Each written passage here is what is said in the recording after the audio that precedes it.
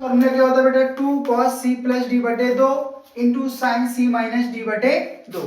चलो sine C plus sine D का formula क्या होता है दूसरा, sine C plus sine D का फॉर्मूला होता है 2 sin c+d/2 into cos C minus d/2। ये दो फॉर्मूले यहाँ पे यूज होंगे और हमारे ये सवाल में अप्लाई करेंगे। क्या करेंगे बेटा, अप्लाई करेंगे। देखिए चलते हैं यहाँ पे, इसको इरेज कर देते हैं।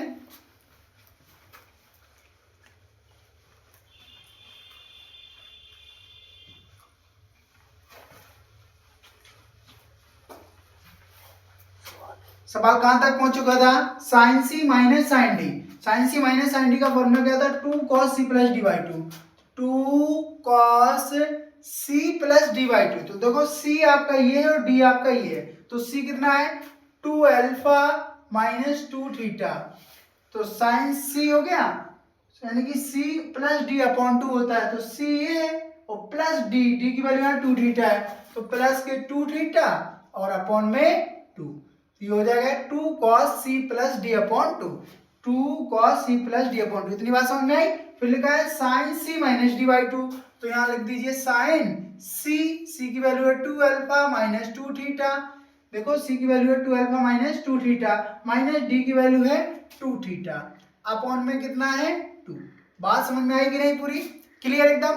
चलिए अगले स्टेप देखिए, बटे में क्या लिखा था, sine C plus sine D. तो sine C plus sine D का फॉर्मूला क्या है, 2 sin c+d/2।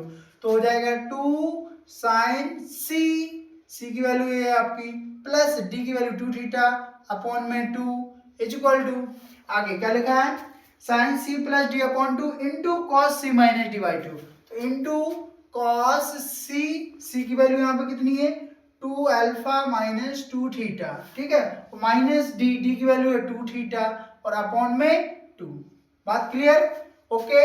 इक्वल टू में क्या दिया था, n माइनस m और अपॉन में n प्लस m। बात क्लियर बेटा।